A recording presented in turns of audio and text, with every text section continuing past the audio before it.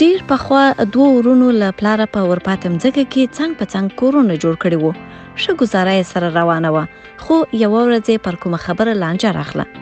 کشر ورور د خپل او ورور د کور ترمنځ ژوره کنده وکیندله او اوبه یې ورپرېښودې چې له یو بل سره نور هیڅ راشه درشه ونه لري.